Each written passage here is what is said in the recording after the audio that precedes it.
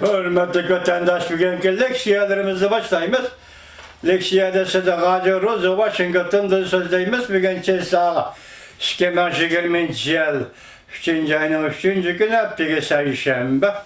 Kelime vaziyet doğrusu da kelime Amerika Koşmuş Ştatlarının senatörü. Mundaq dedi. Bugünkü tehdit yadro vuruşu bilen gumran kılış emas.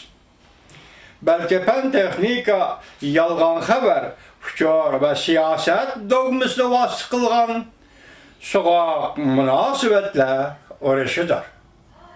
Şundakla Amerika Koşmuş Ştatlarının devlet işlekatı Mike Pompeo bugün 60 nefer Cumhuriyet'in Amerika Koşmuş Ştatları turistlik matbuat organlarının hadimleri yani muhbirlerini Amerika'dan çıkarıp yetişki çakardı, yaki ilan kıldı. Bugünkü vaziyetmiş o. Böyle güvenliklik şeylerdi vatandaşlara moşunu devir kılgan, moşu mezmunlarını devir kılgan oldu söz değil mi? Endiki mavzumunda Amerika Koşmuş Ştatları Cumhuriyet matbuat hadimlerinden Amerika'da turistlik sanını çeklemekçi oldu. Beijing koş ölçem zorballık ile bozak itiş dedi. Mavzuluk haber. 3. ayının 3. günü Amerika avazdan Xitay tel programı ilan kılın. Haber bundan başlandı. Beijing, Amerika Koşmuş Ştatlarının devlet işlekatı Mike Pompeo haftanın 1. günü beraberlik prensibi asaslanıp Cumhuriyet'in Amerika turistlik matbuat organları hadimlerinden sanaga çek koyduğunu ilan kılgandan keyin Cumhuriyet Tashqi ishlar ministerlik qattiq inkas qaytirib Amerikaning bu arkitishki davlat munosabatiga intayin eg'ir salbiy ta'sir va ziyon elib keladi dedi. Ve Amerika tarafından derhal muqamni o'zgartib, xatolikni tuzitishga haydakchilik qildi. Ve Cumhuriyet tarafının inkas qaytirish tadbir qo'llanish huquqini saqlab qoladiganligini bildirdi. Haftanın 2. günü o'tkazilgan muxbirlarning kutib olish yig'inida Cumhuriyet'ning bayonotchisi Jolijan mundaq dedi. Amerika Qo'shma Shtatlar Davlat Mahkamasi sovuq munosabatlar urushi tafakkuri va ideologiyasi bir tarafli ko'zqarashlarga tayinlab bo'lishga tegishli bo'lgan sabablar bo'lmagan sabablar kechirishlar.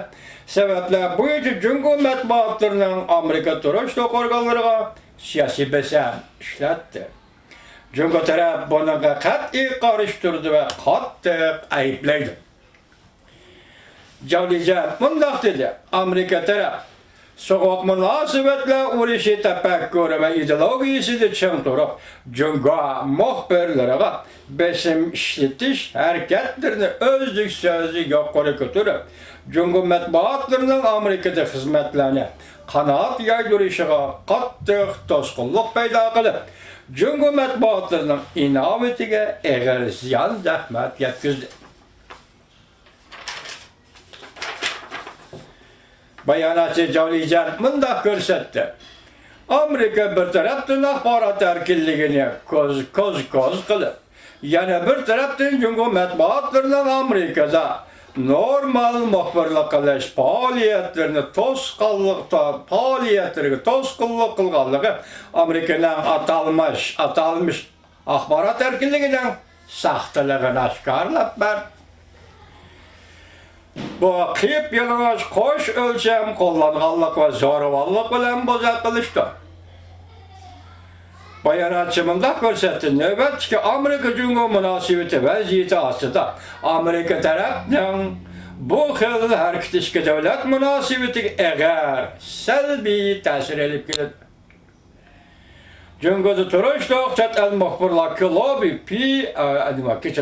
FCC haftaning 1. kuni yıllık doklad ilan qilib bundaq ko'rsatdi.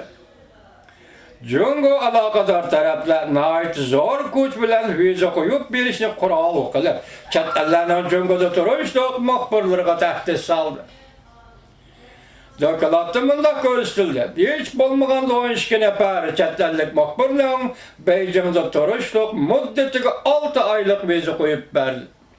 Ameliyatı bir yıl, en kemede bir yıl vize koyup beretti. Hatta doklattımında gösterildi. New York Vakit Gazeti, Wall Kutsi Gazeti, Angliya Radyo Televizya Şirketi, Kündülük Telgraf Gazeti, Yerşar Poçtası Gazeti, Dünya Gazeti, Çenci Akbaratı ve Amerika Avazı ölçüsü algan 12 nefer muhbirden cüngü tuturuşluk müddeti çıkartıp etildi. 2 nefer chet ellik muhbirga fakat aylık vize koyup verildi. Muhbirlarni qo'llash xalqaro tashkilot CPJ navbatda Amerika Cumhuriyeti o'tirishi yuz bergan matbuot organlari talash tortishlardan o'rlab ketishidan ansiridi. Bu tashkilotning Osiyo turi bo'yicha moslashtiruvchi xodimi Steven Batli haftaning birinchi kuni bayonot e'lon qilib bunday ko'rsatdi. Amerika Cumhuriyeti o'zaro texmatda o'ch alınan bu xatarlik ahvoldan bir qadam orqaga chekilish kerak. Bu xil davrlashgan tahdid ikki davlat o'rtasida uchur almashtirishni tahdid elib keladi. Bo'lib yer sharida sog'lomlik masalasi, krizisi paydo bo'lgan o'sha paytlarda taxmin shunda bo'ladi.